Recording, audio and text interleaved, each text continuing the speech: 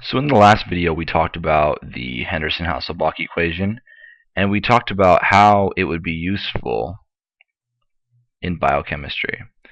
Now, why is this equation useful for us, or useful to us, in biochemistry? Oops, let me underline this to kind of separate it away.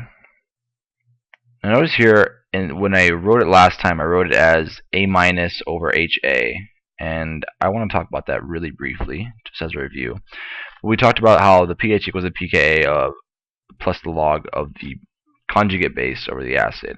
Now, specifically, when we talked about that, we mentioned this classical reaction, right? If we had an acid, it would dissociate into its proton and its anion, right? So we mentioned that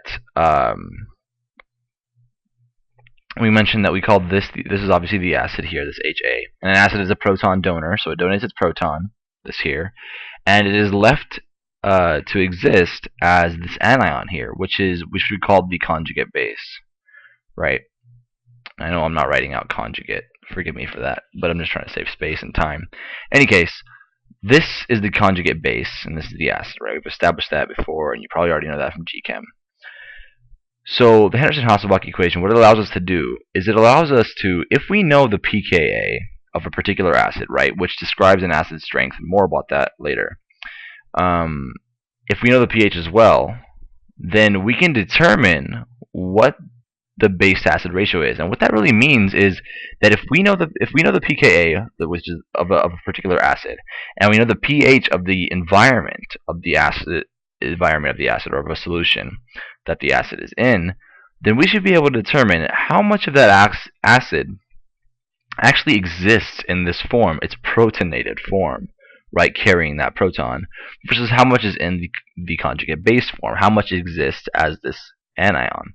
So here, when we find this, essentially this base to acid ratio, I can rewrite this here, just as a little note, is that when we talk about the base to acid ratio, right, that's going to be equal to, like, this whole idea here, this anion over HA. Now, take this with a grain of salt, and the reason why I say that is because it's not always the case that the conjugate base is an anion, and I'll explain more of that later. But what I wanted to do here, briefly, just as an introduction, I wanted to do a quick example problem with the Henderson Hasselbalch equation, just so we can kind of learn how to work it. So let's do a quick problem. So if we know, actually, let me write this in white. So if we're told that the pKa of a particular functional group, right, is 9, okay, and it's at a pH, it's in a solution which pH is equal to 5, right? What's the base to acid ratio? Okay. Now we're not going to apply this specifically to a particular functional group right just yet. I kind of want to just go through the math really quickly and get an idea of how that works. And then once we get the math, then we'll go ahead and do some more explanation. Okay, so if we know this, we have the pKa is equal to 9 and the pH is 5. All we really have to do is plug that into the equation and figure out the answer. So if we have a pH of 5, or plugging that in, a pH of 5 is going to equal a pKa of 9 plus the log of the base of the acid. Base over acid. Okay, so this is what we have so far. So given that, we want this ratio here. Okay, so obviously what we're going to do is try to get this log base over acid by itself. So what we're going to do is we're going to take this this 9 and obviously subtract it over to the other side. And when we do that, we're going to get a -4 equals the log of the concentration of the base over the concentration of the acid. So now we want just this value. We don't want the log of this value. So if you recall from math from back in the day. It's scary how much math is involved with all this stuff. In order to undo a log, or to get rid of a log, we take the base 10 of the log. So if we're going to take the base 10 of this log, then we're going to have to take the base 10 of this other side, right? Whatever you do to one side, we have to do the other. I mean, that's algebra, right? So we're going to take the base 10 here. Okay, so the base 10 of -4 and base 10 of this log of the base over the acid. So when we do that, that undoes this log, right? Or these undo each other because they're inverses, right? And then we get 10 to the -4 is equal to the base of the acid concentration. So, so now if you plug in 10 to the 4 of your calculator, you'll probably get some sort of decimal number, right? 1 times 10 to the -4. So, but what I want to do is I don't want to express this value, this base over acid ratio. I don't want to express it as a decimal value. The reason why is because I want to know for every one base how many are in the acid form. So if you think of 10 to the -4, essentially what that value is 1 over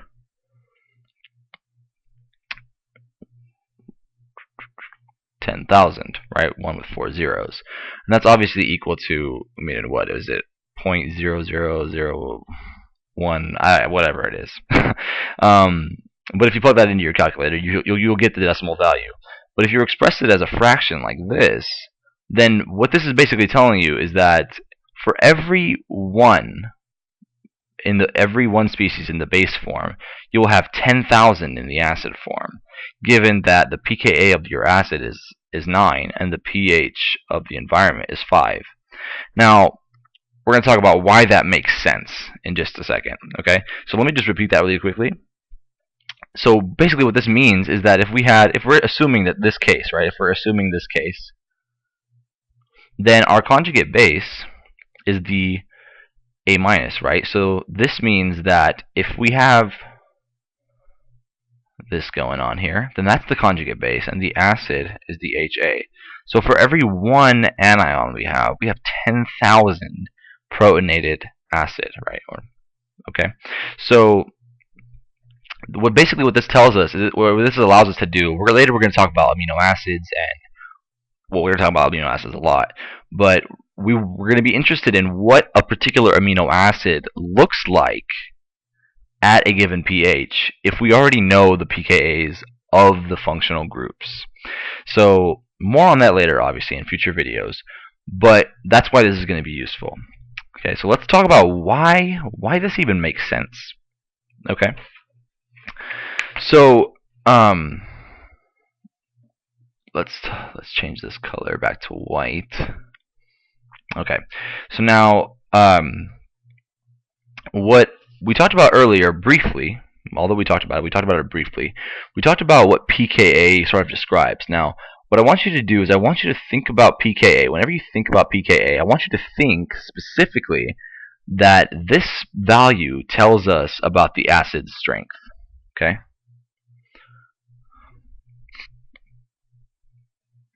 Now, if you recall, a lower pKa, right? Let me change this color. Oops.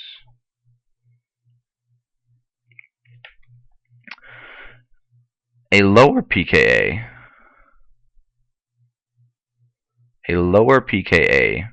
was that a stronger or a weaker acid, if you remember. Hopefully some of you answered that question just a moment ago. A lower pKa is a stronger acid. Right, so if our pKa is lower, we have a stronger acid. And remember how I wanted you to think about the definition of an acid being a proton donor? I really want you to keep that in mind. So if an acid is a strong acid, it's going to be a very good proton donor. And if it's a very good proton donor, what does that mean? That means it's going to donate its proton. And if this acid donates its proton, this proton will be free. Then what form will that particular functional group exist in? Well, if it's donated its proton and its proton is free floating, then it has to be in its conjugate base form. So when we have a lower pKa, we are talking about a stronger acid, then that stronger acid will most likely exist in its conjugate-based form. Okay, I'm going to write here, more will exist in its conjugate-based form. So more will exist in conjugate-base form. Okay, now the converse is true, right? If you have a larger pKa value, it means you'll have a weaker acid, and if an acid is weak, right, that means it's not as good a proton donor. So it's not going to be willing to give up its proton, right? If this is the acid and it's a weak acid, then and it has a high pKa, then this being a weak acid, it's not going to want to give up its proton, so it's not going to dissociate into these two components. What it's going to do, it's going to stay protonated. So more will exist in the acid form.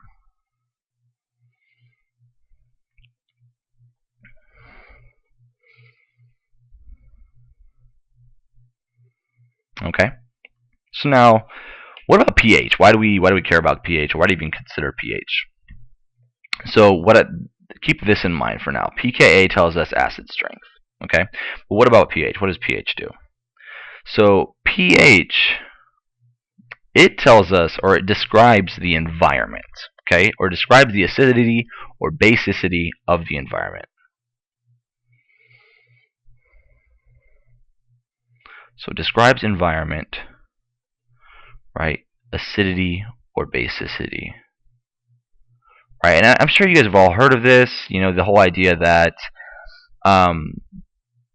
you know, if the lower the pH, the more acidic something is. Right, if we have, like, you know, lemon juice is acidic, you know, water is neutral, and, you know, Clorox bleach is basic, all that sort of stuff, right? But essentially, if you remember from pH, just talking about pH in general chemistry, you should remember that a lower pH, what does that tell you? A lower pH means that there's a higher proton concentration, right? And if there's a higher proton concentration, that is considered to be an acidic environment.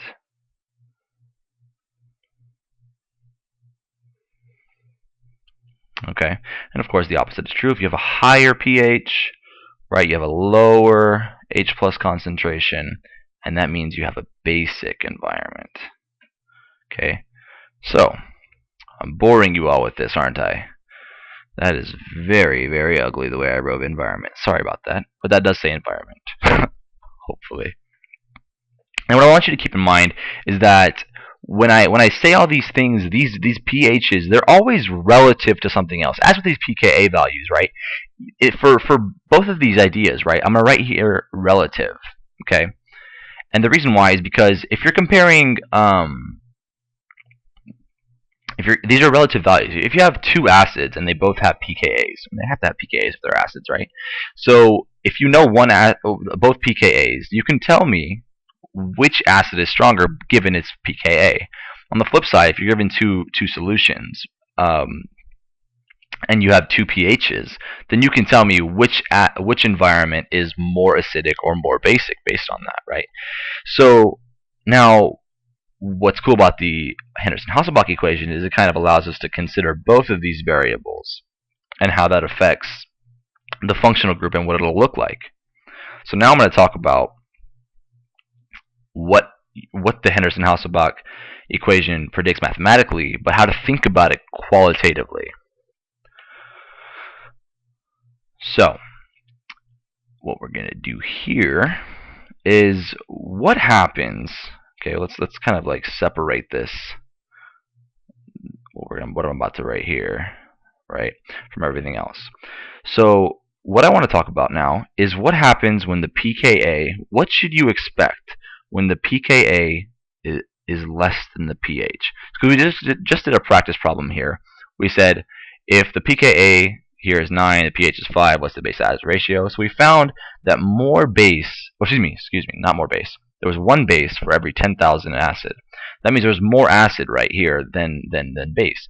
So we're going to kind of explain that qualitatively. Now, remember, I mentioned that the pKa describes the acid, right? And the pH describes the environment, right? Which I'm just gonna write the whole thing. Okay, the pH describes the environment. So if the pKa is less than the pH, what can we conclude?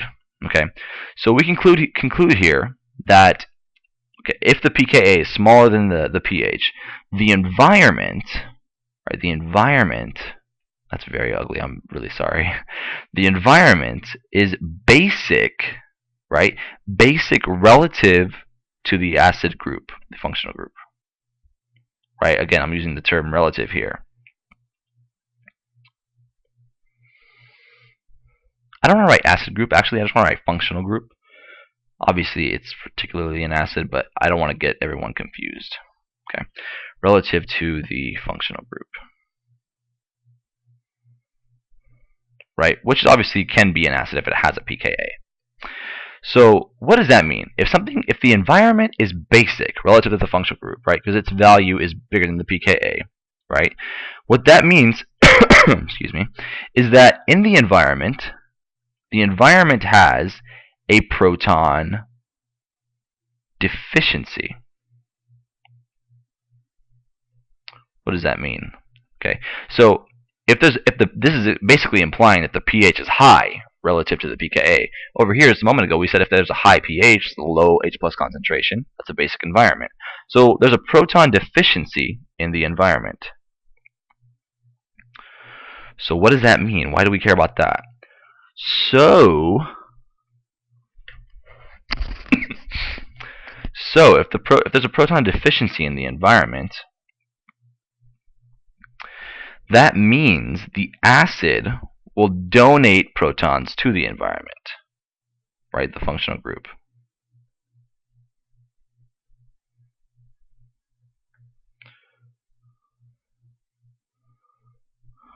Will donate protons to the environment. I'm just going to abbreviate that there. Okay, so what does that mean? Right? If the acid functional group will donate its proton to the environment, that means it's acting as an acid, right? So if it donates its proton, what form would we expect it to be in? Well, first of all, it'll be deprotonated, right? That simply means that it lost its proton, right? So if it's deprotonated, that means it's going to exist in conjugate base form. Okay? Another way to say that is that the conjugate base form will predominate. Okay. Now, what if the opposite is true? What if the pKa was greater than the pH?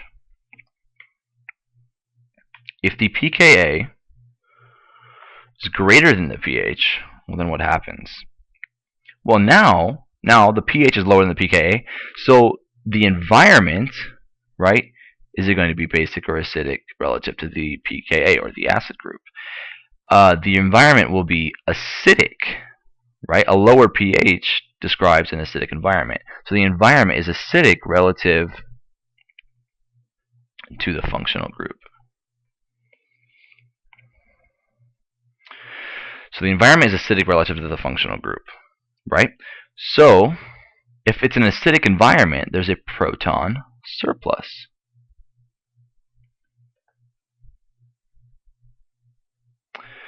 So if there's a proton surplus in the environment,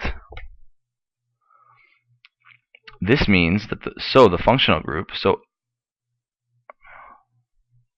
if there's a surplus of protons in the environment, it's likely that the functional group will pick up a proton or accept a proton from the environment, right? So it will be protonated, right? It'll pick up a proton. So if it's going to be protonated, it'll exist in its acid form.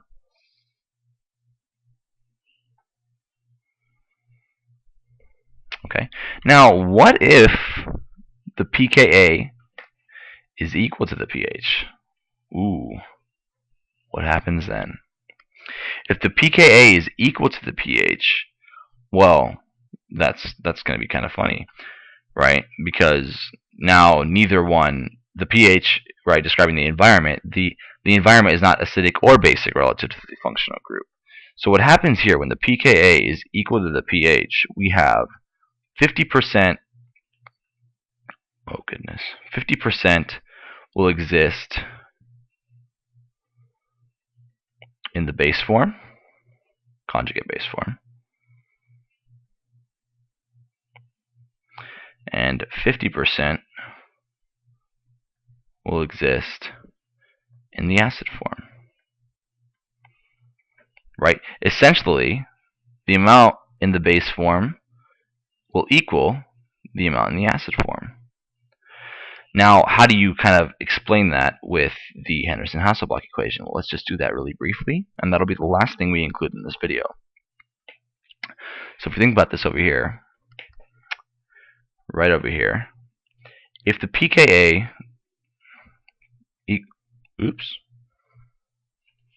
sorry about that, I meant to write pH first. So if the pH equals the pKa plus the log of the concentration of the base over the concentration of the acid. Right, if the concentration of the base equals the concentration of the acid, then if they're equal, then I can basically rewrite that as this. Right, I can write that as pH equals pKa. I can just replace one with the other. Right, if the base, the concentration of base equals the concentration of acid, then I can just say that this is equal to the log of the concentration of the acid over the log of the concentration over the acid, right? Because they're equal values. Essentially, this value is 1, right? Maybe you didn't need me to write that to realize that, but this value, right, is equal to 1. Or excuse me, oops. Jeez, I'm just all over the place today. This value here is equal to 1. So then what we get is the pH equals the pKa plus the log of 1. Now, if you guys remember, again, back to math again, the graph for log looks a little like this. Looks like this. Log of x looks something like this, right? Where the log of 1 is at the x-intercept. So this value of log of 1, right, equals 0. So essentially what we have is the pH will equal the pKa. Right? So this is, we just mathematically suggested that when the pH equals the pKa, well, here we talked about how the pKa being equal to the pH means that 50% will exist in the base form, 50% will exist in the acid form. Excuse me. And in the equation we said that if the base form if we have the equal concentrations of base and acid, then we'll find that the pH will equal the pKa. So that'll be the end of this video. I hope that was helpful. This stuff will be very, very, very useful when we talk about amino acids and their functional groups and what they will look like at particular pHs based on their pKa's.